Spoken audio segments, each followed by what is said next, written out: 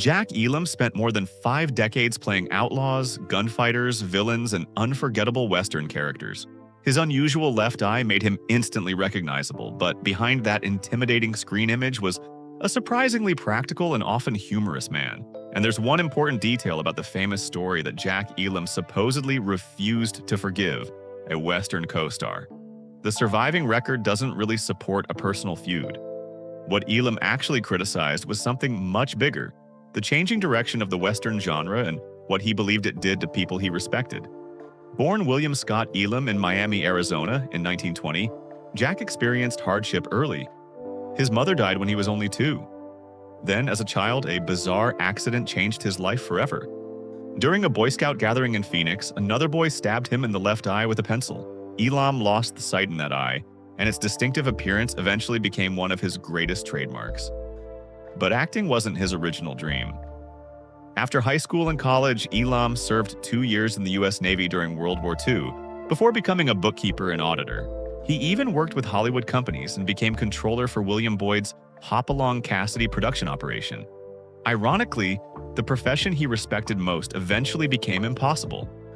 Doctors warned that spending long hours reading numbers could endanger his remaining eyesight. That pushed Elam toward acting, and he entered Hollywood in a way few performers ever could.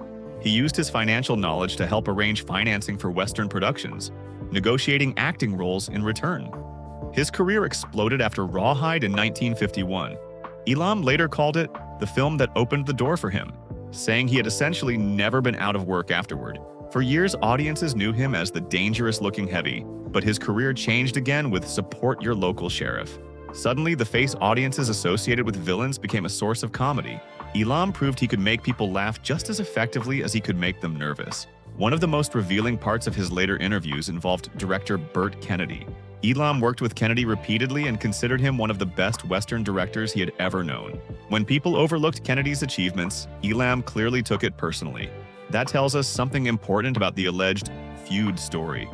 Elam was capable of criticizing people, but he generally respected professionals who showed up prepared, knew their lines, and treated filmmaking as a job. He praised legends like Gary Cooper, Clark Gable, Robert Taylor, and John Wayne for exactly those qualities. His biggest complaint wasn't really about one actor.